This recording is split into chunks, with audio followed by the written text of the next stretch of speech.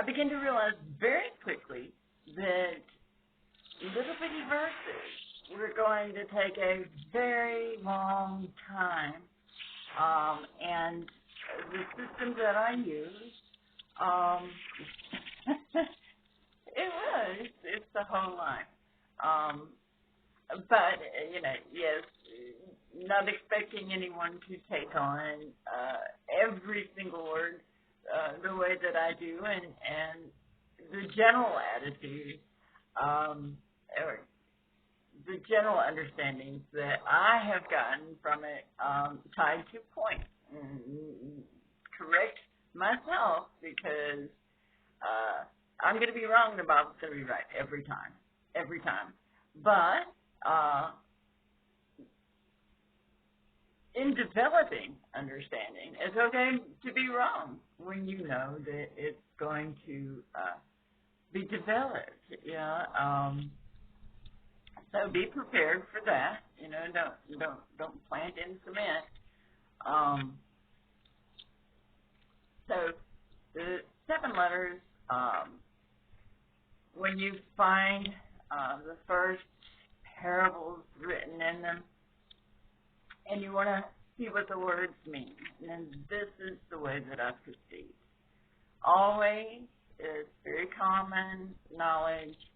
The first time the word is mentioned, you look that up. That's going to be your baseline every time, and it's much more important than that because later on, as you get into words that could have possibly have been a choice, but that word was chosen instead. When you're getting and reading those definitions, those words that you read will tie in later.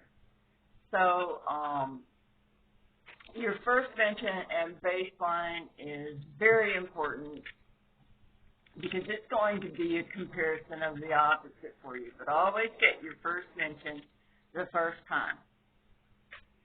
These words, in their usage, have different weights and value of where you find them, how important that is going to be on the function of how time rolls along and prophecies are revealed so that you see those things going on around you. I'd like to give an example of what I mean, and then we'll go into, then I'll talk about how that you place these, when things are more valuable in the priority that you give them, looking them up. I'd like to use the example of a bow. Now, there was a bow around the throne room. The glory and the defense in this majesty, and you'll have lots of words that are important around that. But you watch this progress, and then it's given to us as a rainbow. Now, that's pretty significant to realize that there was something in heaven that is in our weather system reflecting. So keeping aware of a 3-level tie to your words is incredibly important. You have heaven, and you have what happens around you, you have time, and you have deep spiritual meanings to words. So Father, Son, Holy Spirit, always keep in mind. Always keep in mind.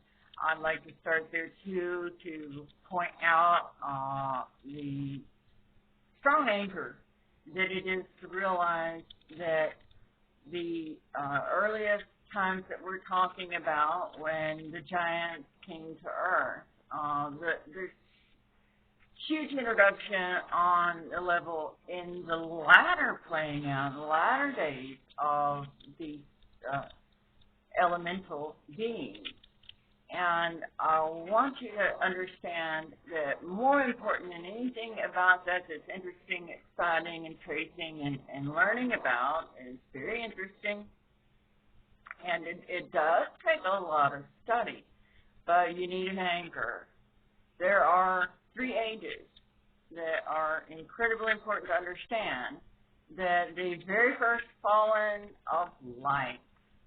So the awareness of perception, being able to see a whole mirror complex, when you get into creation study, you find out that Adam's sitting there, everything's been created, then for a particular garden even case off, you have a special man. It's the bloodline that Jesus is going to come through and the promise is going to develop through.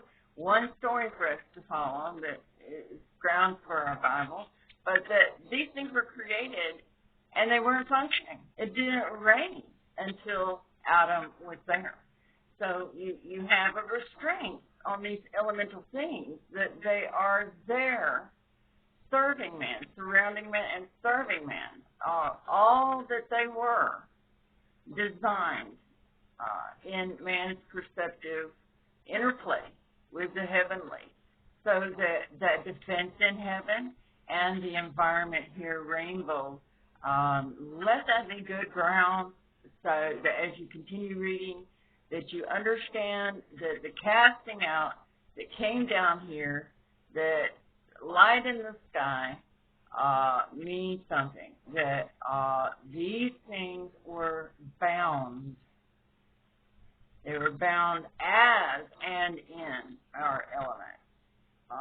It's very fascinating, the little Mud Fossil University. Love Roger's going to have him see if he'll put together a couple conversations with me, especially recently. He's been taking a tin hat jab for himself, but how great it is to have Roger around, and I hope most of you have looked at Mud Fossil University. There are just absolutely some of the most resounding with human nature pieces of art that show these mountains as frozen in time giants that I think any child, anyone who sees it, feels something when they see. There's also the bank portrait of the giant locked in the mountain.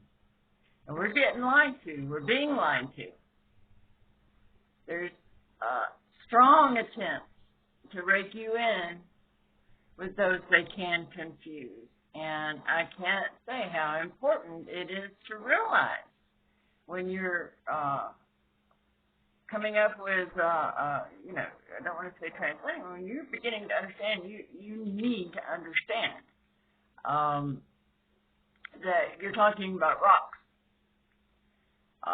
I posted some things today that were really beautiful. I love Peru. And we were looking, or I was looking at the ruins around Peru. And if you'll notice how that the moon temple is way off from the beaten track and up inside, and as well as the temple of the sun. These were in the cave built. And they're not as majestic as the great big giant rocks and that. But in the cliff facing, there's also, I forget which one, but in walking in, they like to say, oh, they don't know whether it's man-made or it just is. But if you've looked at Mud Fossil University, it looks as though they're walking into a womb from the outside at one of those ruins. So you are talking about the most celestial that you've got, the more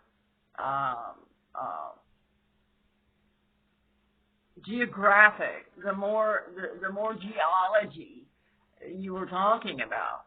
So that believing they're walking in, hey, look, they're getting DNA from these things. So to walk into a vaginal port and do worship was going on there, where the biggest rocks, the uniformity of the design is a little lacking in sophistication, but the sophistication of huge rocks and the meld and the notches for fastening are closer up to those areas. So you have then the celestial as these caves, these bodies frozen within our earth, and then on the outside they built their calendars. And where does